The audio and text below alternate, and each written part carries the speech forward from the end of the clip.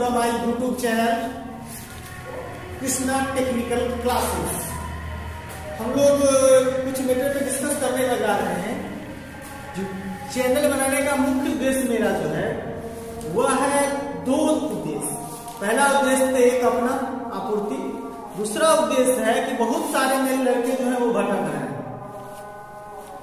उन लड़कों को सही शिक्षा मिले।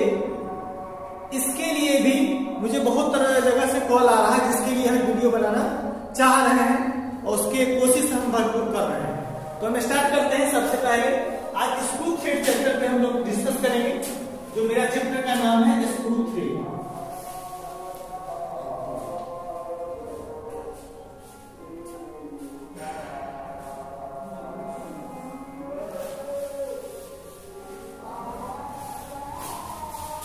स्क्रू थ्रेड का मतलब क्या होता है? स्क्रू थ्रेड अभी तक जो हम जानते हैं, किसी भी नट बोल्ट पर जो थ्रेड बना होता है उसी को हम कहते हैं, है भी वही। किसी भी फास्टनिंग के लिए जो उपयोग में लाया जाता है, बहुत सारे अन्य कामों के लिए उपयोग में जाता है, हम लोग यूज करते हैं। नट बोल्ट का जनरली हर कोई यूज करता है। वह नट बोल्ट पर जो चूड़ी बना होता है, उस चूड़ी को हम क्या बोलते हैं? थ्रेड बोलते हैं। उस चूड़ी को हम थ्रेड बोलते हैं। स्क्रू इसलिए लगा हुआ है क्योंकि स्क्रू पे भी वही थ्रेड होता है। स्क्रू पे भी वही थ्रेड होता है, इसलिए इसका नाम पड़ा है स्क्रू थ्रेड। ठीक है। अब इसके कई सारे वर्ग, कई सारे चीज में अभी तक जो हम जानते हैं वो सीमित जानते हैं। अभी तक सिर्फ सीमित में ये जानते हैं कि सिर्फ नट बोल्ट कसने के लिए इसका उपयोग करते हैं, मतलब एज ए फास्टेनर उपयोग करते हैं। फास्टेनर का मतलब बंडल, दो पार्ट्स को आपस में जोड़ने के लिए सिर्फ हम नट बोल्ट का इस्तेमाल करते हैं, और सिर्फ फास्टेनर में चूड़ी का उतना ही इस्तेमाल। अभी तक हम लोग के पास उतना ही नॉलेज था, लेकिन अब हम इससे आगे जानेंगे। इसके कई सारे यूज हैं, कई सारे लाभ हैं। नंबर 1 में सबसे पहले तो एज ए फास्टेनर।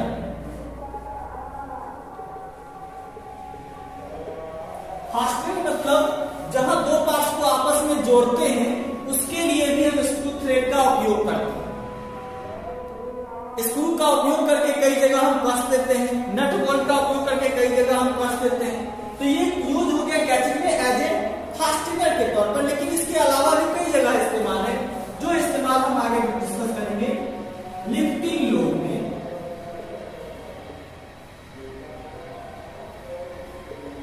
इस पर हम लोग जानते हैं, लेकिन दिमाग नहीं लगाते। किसी भी गाड़ी को उठाने के लिए जैक का इस्तेमाल किया जाता है। किया जाता है।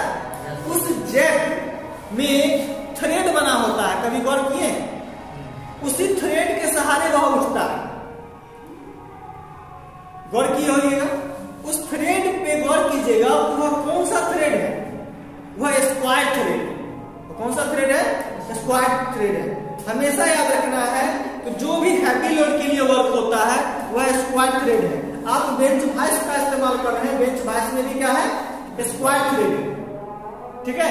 तो लिफ्टिंग लोड में उठाने के लिए भी हम थ्रेड का इस्तेमाल करते हैं। कोई दिक्कत? नेक्स्ट में फॉर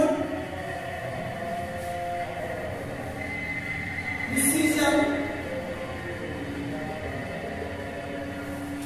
मेजरमेंट।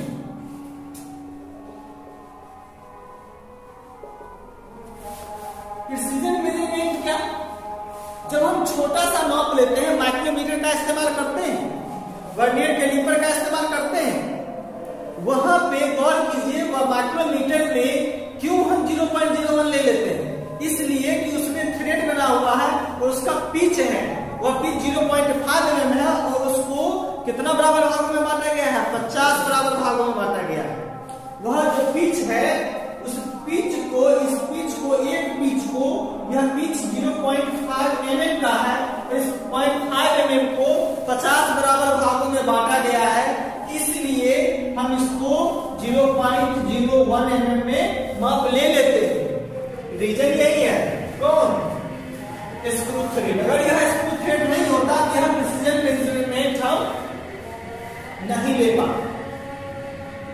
क्या ले पाते? नहीं ले पाते। तो ये क्या है? मेरा इसका उपयोग है एडजस्टमेंट के लिए। एडजस्टमेंट क्या होता है? किसी चीज को एडजस्ट करने के लिए। एडजस्ट क्या चीज को करते हैं? डाई से थ्रेड काटे हैं। डाई से थ्रेड काटे हुएगा, उसमें जब डाई को आप सेट किए होइएगा, उस डाई को कसने के लिए आप क्या चीज का इस्तेमाल करते हैं? स्क्रू का इस्तेमाल करते हैं। उस डाई को आप क्या करते हैं? एडजस्ट करते हैं। अब पढ़े होइएगा स्प्लिट डाई। स्प्लिट डाई कटा हुआ डाई होता है, इस तरीके से होता है। और इसमें यहाँ पर दांत वाले जो होते हैं, तो ये जो कटा हुआ भाग है यहाँ पे, यह जब कटा हुआ रहेगा तभी इसको हम स्प्लिट डाई करते हैं। इसको पहले हम क्या करते हैं? जब खुला हुआ नहीं हम काट देते हैं, फिर इस पर क्या करते हैं? फिर उसे थोड़ा टाइट करके फिर हम उसको थ्रेड काटते हैं, फिर थोड़ा टाइट करके हम क्या करते हैं? थ्रेड काटते हैं। क्यों? क्योंकि पूरी गहराई में थ्रेड बन सके, इसलिए इसको हम क्या करते हैं? एडजस्ट करते हैं। तो यहाँ पर एडजस्ट करने के लिए भी हम इसका इस्तेमाल करते हैं, स्क्रू थ्रेड का इस्तेमाल करते हैं। इसके बाद आप लोग देखे होइएगा पाइप डाई के वर्क किए। पाइप डाई पे ध्यान दीजिएगा। उस पाइप डाई पे यहाँ पे एक बॉक्स बना होता है और उस बॉक्स में यहाँ पर 2 पीस डाई लगता है। ध्यान देना है, यहाँ पे जो है 2 पीस डाई लगता है। ये 2 पीस डाई को बगल में एक क्या लगा होता है? स्क्रू लगा होता है। बगल में क्या लगा होता है? स्क्रू लगा होता है। इस स्क्रू से ही इस 2 पीस डाई को हम क्या करते हैं? कसते हैं और ढीला करते हैं, अर्थात एडजस्ट करते हैं। अगर यहाँ पर डायमीटर छोटा होगा तो उसको हम कस के टाइट करेंगे। अगर यह डायमीटर बड़ा पाइप होगा तो हम इसको क्या करेंगे? ढीला करके इस गैप को बढ़ाएंगे। तो यहाँ पर किस चीज का काम किया? एडजस्टमेंट का भी हम काम किए, अर्थात स्क्रू थ्रेड का एक और काम हो गया, वह क्या? एडजस्टमेंट। ठीक है। उसके बाद इसके बाद नेक्स्ट में क्या आता है? अभी तक हम लोग जान रहे हैं कि गाड़ी में गियर होता है और गियर से हम क्या करते हैं? स्पीड को वेरिएशन करते हैं। वह क्यों वेरिएट करता है? वह गियर जो है वह कैसे काम करता है? वह गियर पर भी दांत बने होते हैं। उस गियर पर भी क्या होते हैं? दांत बने होते हैं, थ्रेड बने होते हैं। इसी के कारण हम क्या करते हैं? उस पर हम पावर को ट्रांसफर करते हैं। एक जगह से दूसरे जगह पर हम क्या करते हैं? पावर को गति परिवर्तन करने के लिए, पावर को ट्रांसफर करने के लिए भी हम थ्रेड का उपयोग करते हैं। तो ये मेरा काम ये भी हो गया क्या?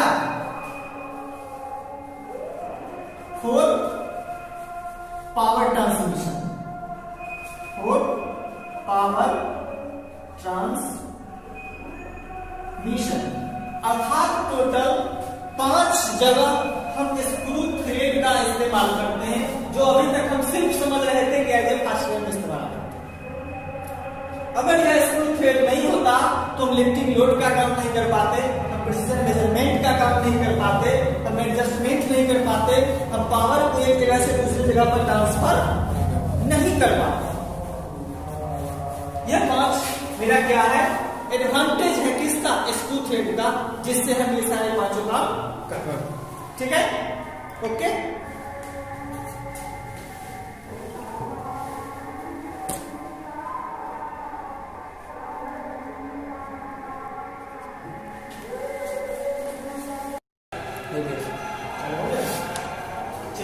इसमें देखिए हम 5 पॉइंट को डिस्कस कर लिए हैं। नेक्स्ट पॉइंट में हम लोग डिस्कस करेंगे स्क्रू थ्रेड के पार्ट्स के बारे में। स्क्रू थ्रेड के पार्ट्स के बारे में कि कौन कौन से पार्ट्स होते हैं स्क्रू थ्रेड में, यह बहुत इंपॉर्टेंट होता है। बहुत सारा एग्जाम में इससे रिलेटेड क्वेश्चंस होते हैं, इसलिए इस पर हम मूल रूप से डिस्कस करेंगे।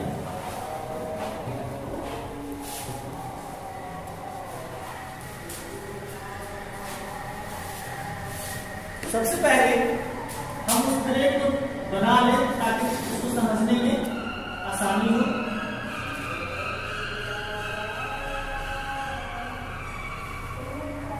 थ्रेड हमेशा किसी न किसी कभी भी कहाँ बनता है? सिलेंड्रिकल वर्कपीस पर ही थ्रेड बनेगा, किसी अन्य पार्ट पर थ्रेड नहीं बनते, चाहे वह इंटरनल भी हो सकता है, चाहे वह एक्सटर्नल भी हो सकता है, लेकिन कभी भी जब भी बनेगा तो सिलेंड्रिकल वर्कपीस पर ही बनेगा। ये हमेशा याद करना है। अब इस पर जब यूं ही हम थ्रेड बनाते हैं,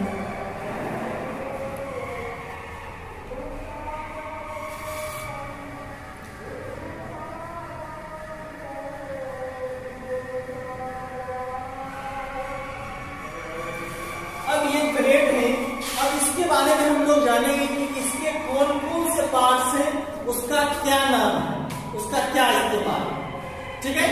इसके बारे में हम लोग को जानना है, तो पॉइंट्स मेरा हो जाएगा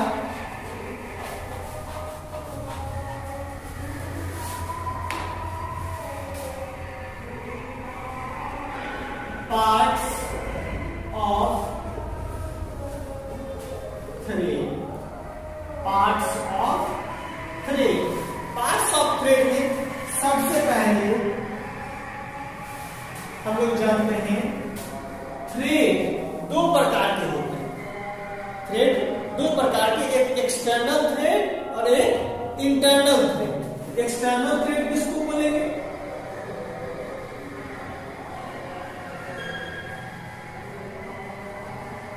एक्सटर्नल थ्रेड किसको बोलेंगे?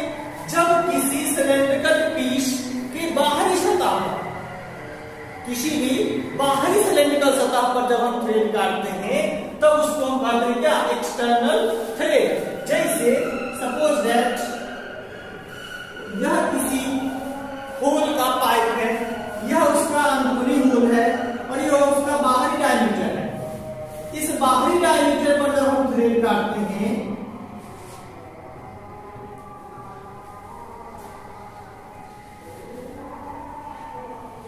बाहरी पोर्शन पर जब थ्रेड करता है तब उसको हम बोलते हैं एक्सटर्नल थ्रेड। वही जब अंदर में थ्रेड काटते हैं उसको हम बोलते हैं internal thread. Example, as a example तो हम चलते हैं तो बोल्ट सब आगे पढ़े हैं, बोल्ट जाते हैं, उस बोल्ट पर जो थ्रेड कटा होता है, आप ध्यान दीजिएगा, गौर कीजिएगा। अब यहां पर जो ये बोल्ट का भाग है, इसमें जो इसके सेंक होते हैं, इस सेंक पर थ्रेड बने होते हैं। यह जो सेंक भाग है, इसको सेंक या बॉडी कहा जाता है। इस पर जो थ्रेड बने होते हैं इसको हम एक्सटर्नल थ्रेड कहते हैं। लेकिन वही जब कोई नट होता है, कोई नट है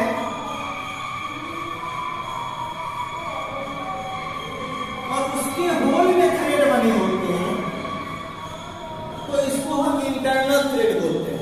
एक्सटर्नल थ्रेड और इंटरनल थ्रेड में यही अंतर होता है। जब बाहरी सिलेंड्रिकल सतह पर थ्रेड बनते हैं तो उसको एक्सटर्नल थ्रेड कहते हैं, और जब अंदरूनी सिलेंड्रिकल सतह पर थ्रेड बनता है तो उसको इंटरनल थ्रेड कहते हैं। तो दूसरा मेरा क्या हो गया? Internal thread. इंटरनल थ्रेड बात समझ में आ गया? एक्सटर्नल थ्रेड और इंटरनल थ्रेड, ठीक है। अब इसके बाद हम चलेंगे इससे आगे के पॉइंट।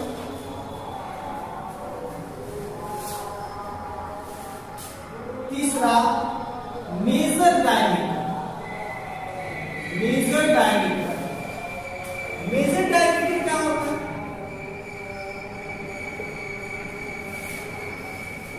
जब किसी भी बाहरी थ्रेड या अंदरूनी थ्रेड, बाहरी थ्रेड या अंदरूनी थ्रेड का सबसे जो बड़ा डायमीटर होता है, सबसे बड़ा डायमीटर होता है, उसको हम कहते हैं मेजर डायमीटर। उसको क्या बोलते हैं?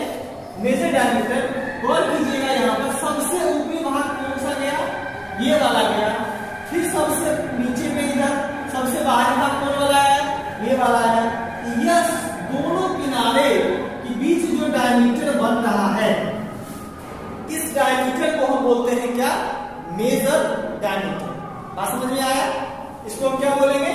Major diameter. लेकिन वहीं पर अगर नट हो, नट में अंदरूनी में हो, तो नट के अंदर जो थ्रेड है उसका जो सबसे बड़ा व्यास है उसको हम बोलते हैं क्या? Major diameter. चाहे वह बाहर हो या अंदर हो, दोनों थ्रेड में जो सबसे बड़ा डायमीटर होगा वह क्या होगा? मेजर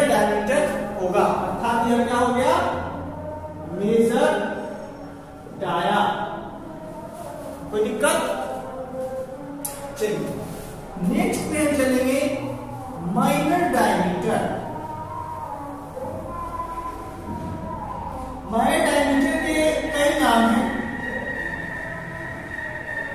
इसको कोर डायमीटर भी बोलते हैं, कोर डायमीटर भी बोलते हैं, इसको रूट डायमीटर भी बोलते हैं, रूट डायमीटर भी बोलते हैं। तो यह कहां से होगा? अब हम जानते हैं कि थ्रेड में सबसे निचला सिरा कौन सा होता है? ये वाला। और इधर से सबसे निचला सिरा कौन सा होगा? ये वाला। इस दोनों के बीच जो डायमीटर बनता है उसे हम माइनर डायमीटर कहते हैं। उसे हम क्या कहते हैं? माइनर डायमीटर कहते हैं। उसी को हम कोर डायमीटर भी कहते हैं, उसी को हम रूट डायमीटर भी कहते हैं। इसलिए कि यह भाग, इस भाग का नाम रूट होता है। इस भाग का नाम क्या होता है? रूट होता है।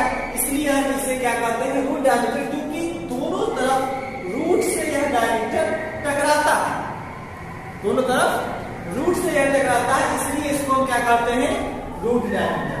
बात समझ में आ गया होगा? माइनर डायमीटर ये हो गए मेरे इसके डायमीटर। फिर एक और डायमीटर होता है जिसको हमको जानना है, वह होता है पिच डायमीटर। पिच डायमीटर, यह पिच डायमीटर क्या होता है?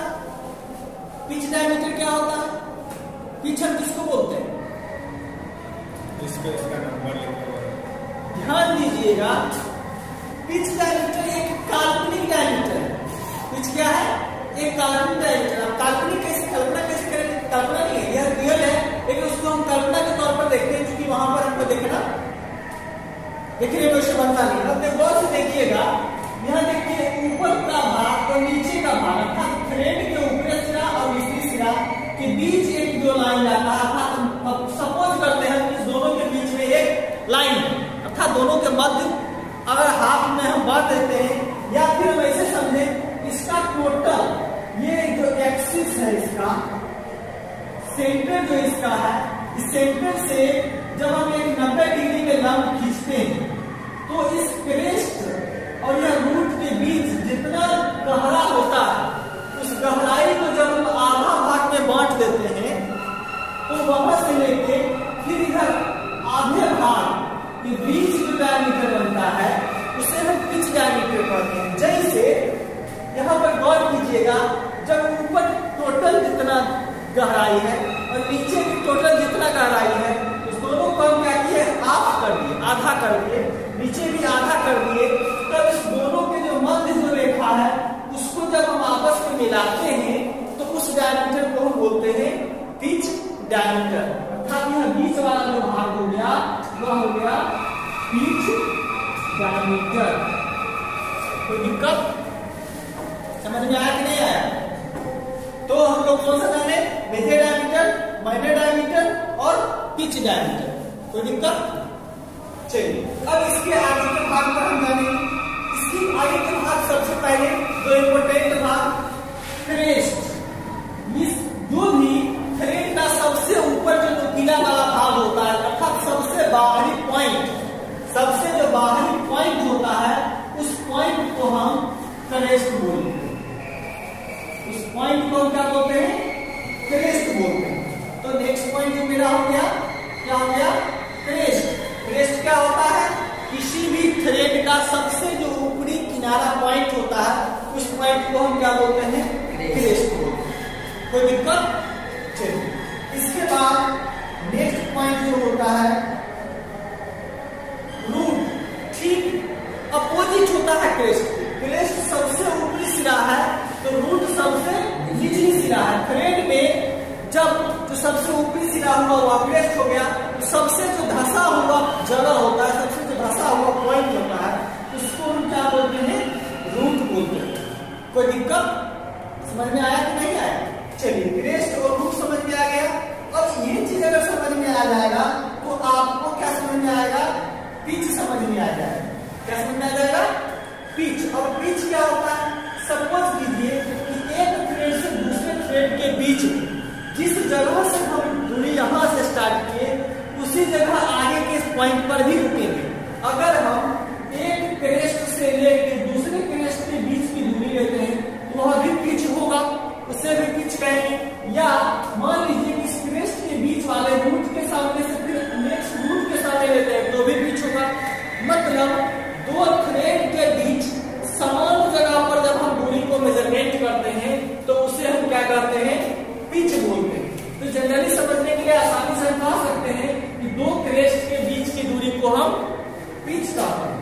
दो क्रेस्ट की दूरी को हम क्या कहते हैं, पिच कहते हैं। कोई दिक्कत समझ में आ गया इतना बात? नहीं आया? चलिए नेक्स्ट पॉइंट हम लोग चलेंगे।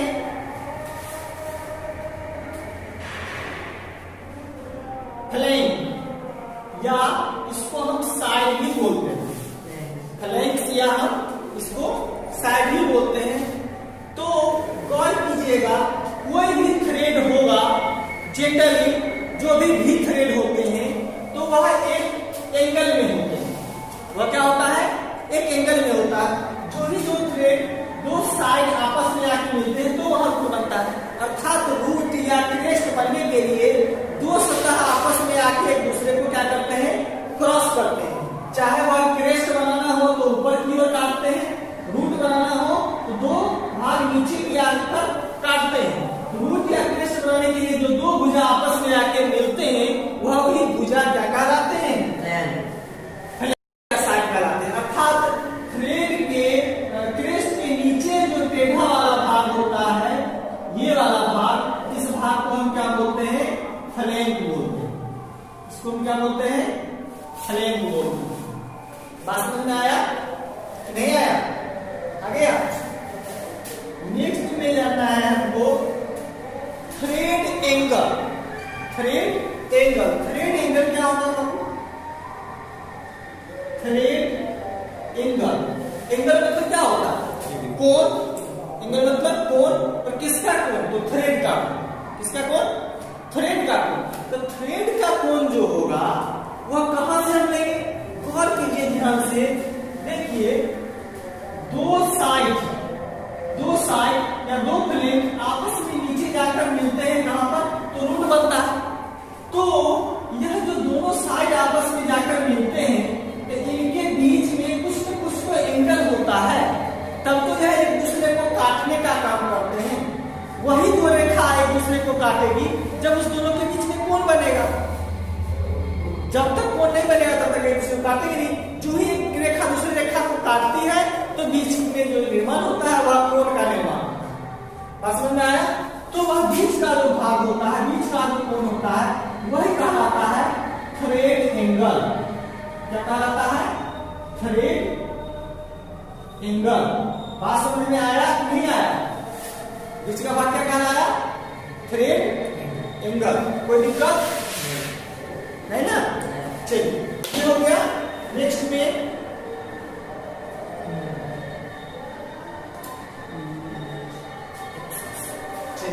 नेक्स्ट पॉइंट हम चलेंगे लीड में। लीड किसको बोलते हैं? अब ध्यान दीजिएगा गौर से। जब आप नट बोल्ट को कसते हैं तो ठीक एक चक्कर घुमाकर आप रुक जाते हैं। आपको एक चक्कर घुमा के ही रुकना है। तो एक चक्कर घुमाने के लिए आप जितना उसको मूव किए वही क्या है, लीड। वही क्या है, लीड है। जब यहां से कोई थ्रेड है, यहां से जब हम घुमाए, इसको सपोज करिए यहां से मिला, यहां से जो स्टार्ट होकर एक चक्कर घुमाकर फिर दूसरे पॉइंट पर पहुंच गया, ठीक है, और वहां से वहां फिर एक पिच की दूरी तय किया। कितना का दूरी तय किया, एक पिच की दूरी तय किया, वो क्या कहलाता है, लीड कहलाता है। लेकिन अब कहिएगा कि अगर डबल स्टार्ट होगा, अगर डबल स्टार्ट थ्रेड होगा तो वहां पर दो पिच बराबर एक लीड होता है। दो पिच बराबर एक लीड होता है। मतलब क्या कि दो पिच आपस में दूरी करेगा तब जाके वहां एक चक्कर पूरा घुमाएगा। नट जो है एक चक्कर को क्रॉस करेगा कब? जब डबल स्टार्ट होगा तब। लेकिन अगर सिंगल स्टार्ट होता है उस स्थिति में एक ही पिच पर वह एक दूरी को एक चक्कर पर जितना दूरी तय करेगा वह क्या कहलाएगा? लीड कहलाएगा। बात समझ में आ गया होगा, ठीक है। लेकिन अब उसमें ट्रिपल स्टार्ट होगा तो 3 पिच होगा, ठीक है। जितना मल्टी स्टार्ट होगा तो फिर मल्टी, जितना स्टार्ट होगा उतना गुणे पिच बराबर लीड होता है। लीड का फॉर्मूला होता है, ठीक है, पिच गुणे स्टार्ट थ्रेड बराबर लीड। ये फॉर्मूला होता है। अगर सिंगल स्टार्ट है तो पिच को 1 से गुना कर दीजिएगा तो वह लीड के बराबर होगा। अगर डबल स्टार्ट होगा तो पिच को 2 से गुना कर दीजिएगा तो बराबर लीड होगा। ट्रिपल स्टार्ट होगा तो पिच गुने 3 हो जाएगा, इक्वल टू लीड होगा। ये हमेशा दिमाग में बैठा लेना है कि सिंगल स्टार्ट पर लीड और पिच बराबर होते हैं। सिंगल स्टार्ट में, ठीक है, पिच और लीड दोनों बराबर होते हैं। इस चीज का हमेशा ध्यान में रखना है, ठीक है। कोई दिक्कत? लीड के बाद हमको जानना है हेलिक्स एंगल। क्या जानना है? Helix angle. अब यह हेलिक्स एंगल क्या होता है? क्या प्लीज? नहीं। अब देखिए होता क्या है, जब हम, यह एक्सिस है, यह बीच के भाग को जिसको हम जनरली तौर पर सेंट्रल लाइन कहते हैं उसको हम एक्सिस भी कहते हैं। उसको हम क्या कहते हैं? एक्सिस भी कहते हैं। तो वह एक्सिस जो है, वह एक्सिस पर जब हम 90 डिग्री का रेखा खींचते हैं, एक्सिस से हम क्या करते हैं? 90 डिग्री का कोई लाइन खींचते हैं। 90 डिग्री का सपोज देखिए लाइन हम खींच दिए, ठीक है। 90 जब हम खींच दिए तो इस पर जो थ्रेड बना होगा, थ्रेड थोड़ा सा टेपर होगा, इस तरीके से होगा ना। तो थ्रेड जब तक ऐसा नहीं होगा तब तक वह मूव करके आगे जाता कैसे? मतलब है कि वह थ्रेड जो है क्या है? एंगल में। जब तक कोण होगा नहीं तब तक थ्रेड बनेगा नहीं, ठीक है, तो मूवेबल होगा नहीं। तो जो ही वो एंगल में होगा तो वह एक 90 डिग्री के कोण के साथ एक कोण बनाता है। इसके साथ क्या करता है? एक कोण बनाता है, ठीक है।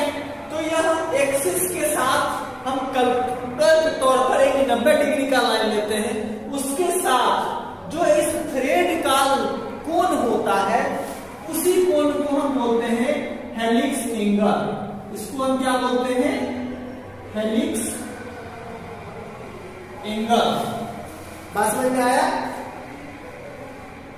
समझ आया कि इसमें नहीं आया? आ गया? चलिए, हेलिक्स एंगल के बाद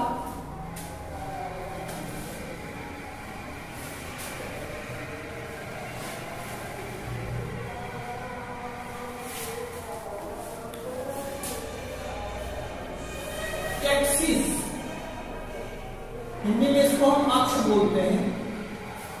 अक्ष क्या होता है? जब किसी भी थ्रेड, किसी भी जो थ्रेड हो, चाहे इंटरनल हो चाहे एक्सटर्नल हो, तो दोनों किनारे के बीच पूरे सेंटर में एक काल्पनिक लाइन होता है, अर्थात सेंटर लाइन होता है। उसे हम एक्सिस बोलते हैं, अक्ष बोलते हैं। उसे हम क्या बोलते हैं? अक्ष बोलते हैं। सपोज दैट यह सर्कल है, इस सर्कल के बीच में क्या है? एक सेंटर है। लेकिन इसी को जब हम एक सिलेंडर के रूप दे देते हैं, अर्थात एक बेलनाकार का रूप दे देते हैं, तब यह सेंटर जब क्रॉस करेगा, सेंटर आपस में इस पार से उस पार करेंगे तो वही लाइन जो बन जाएगा वह क्या बन जाएगा? एक्सिस बन जाएगा, अक्ष बन जाएगा। बस समझ में आया? तो इसे ही हम क्या बोलते हैं? एक्सिस बोलते हैं। अर्थात बीच से जो लाइन गया दोनों किनारे के बीच से, इसे हम क्या बोलते हैं? एक्सिस बोलते हैं। कोई दिक्कत है ना? चलिए, डेप्थ ऑफ थ्रेड, एक पॉइंट और बचा है, डेप्थ ऑफ थ्रेड। यह डेप्थ ऑफ थ्रेड क्या होता है? थ्रेड की गहराई। थ्रेड की गहराई, अर्थात कितना गहराई में थ्रेड कटा हुआ है, कुछ तो गहराई होगा उसका, तब तो वह फंसाता है। तो गौर से देखिएगा, यह जो थ्रेड बना हुआ है, इस पर सपोज दैट हम एक 90 डिग्री का लाइन खींचते हैं। सपोज दैट इसके साथ एक्सिस के साथ एक 90 डिग्री का हम क्या करते हैं, लाइन लेते हैं।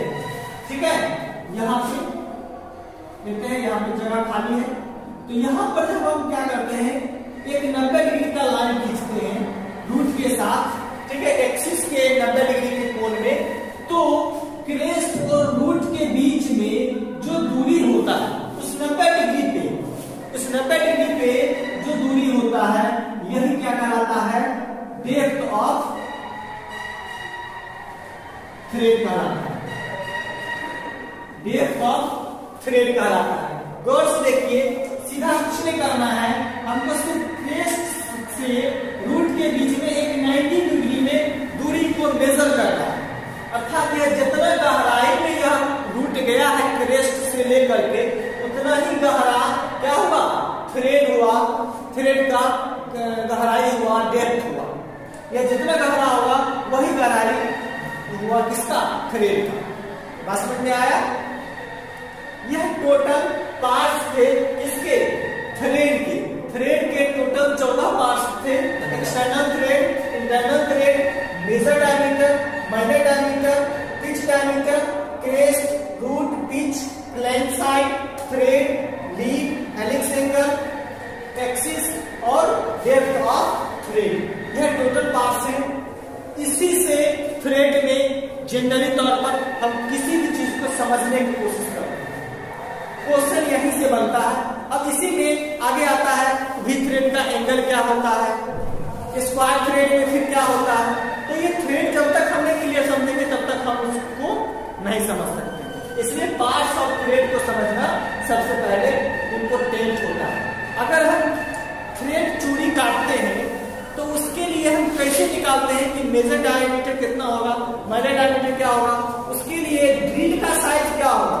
जब तक हम इस मेजर डायमीटर को नहीं समझेंगे, माइनर डायमीटर को नहीं समझेंगे, तब तक हम ड्रिल के साइज को नहीं निकाल पाएंगे। थ्रेड काटने के लिए हमको हर हाल में क्या जानना होगा, उस थ्रेड को जानना पड़ेगा। ठीक है, जब तक हम इसको नहीं जानेंगे तब तक हम थ्रेड नहीं बना सकते। चलिए ठीक है, ओके, फिर नेक्स्ट क्लास में हम लोग मिलते हैं नेक्स्ट टॉपिक के साथ।